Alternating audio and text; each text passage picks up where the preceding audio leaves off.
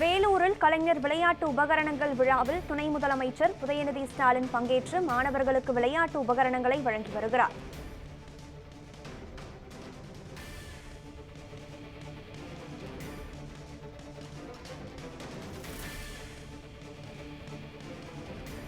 வேலூரில் கலைஞர் விளையாட்டு உபகரணங்கள் வழங்கும் விழாவில் துணை முதலமைச்சர் உதயநிதி ஸ்டாலின் பங்கேற்று உபகரணங்களை வழங்கி வருகிறார். இது தொடர்பான விவரங்களுடன் இணைகிறார் நமது செய்தியாளர் சாமுவேல்.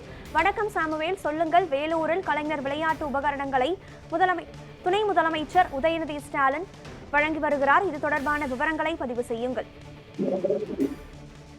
கனகதரா, இன்று வேலூர் மாவட்டத்தில் தமிழ்நாடு துணை முதலமைச்சர் உதயநிதி ஸ்டாலின் அவர்கள் பல்வேறு நிகழ்ச்சியில் பங்கேற்பதற்காக இன்று வேலூர் மாவட்டம் சென்றிருக்கிறார். ஏற்கனவே நேற்றைய தினம் அவர் ராணிப்பேட்டை மாவட்டத்தில் அதாவது சுற்றுப்பயணம் மேற்கொண்டவர் இன்றைய தினம் வேலூர் மாவட்டத்தில் சுற்றுப்பயணம் மேற்கொண்டிருக்கிறார். இந்த நிலையில தற்போது காலையில் அதாவது தனியார் மருத்துவமனையில் நடைபெற்ற நிகழ்ச்சியில் கலந்து கொண்ட தமிழ்நாடு துணை முதலமைச்சர் உதயநிதி ஸ்டாலின் பிற்பாடு காட்பாடியில் உள்ள அதாவது வேலூர் கலைஞர் விளையாட்டு உபகரணங்களை வழங்கும் விழாவில் தற்பொழுது தமிழ்நாடு துணை முதலமைச்சர் உதயநிதி ஸ்டாலின் கலந்து கொண்டு தற்பொழுது உபகரணங்களை வழங்கியிருக்கிறார். இந்த உபகரணங்களானது காட்பாடியில் உள்ள முத்தமிழ் அறிஞர் விளையாட்டு மைதானத்தில் நடைபெற்று வரக்கூடிய இந்த நிகழ்ச்சியில் அங்க இருக்கக்கூடிய விளையாட்டு வீரர்களுக்கு அந்த உபகரணங்களை தமிழ்நாடு துணை முதலமைச்சர் உதயநிதி ஸ்டாலின் அவர்கள் வழங்கினார். இந்த நிகழ்ச்சியில் வேலூர் அதாவது அமைச்சராக இருக்கக்கூடிய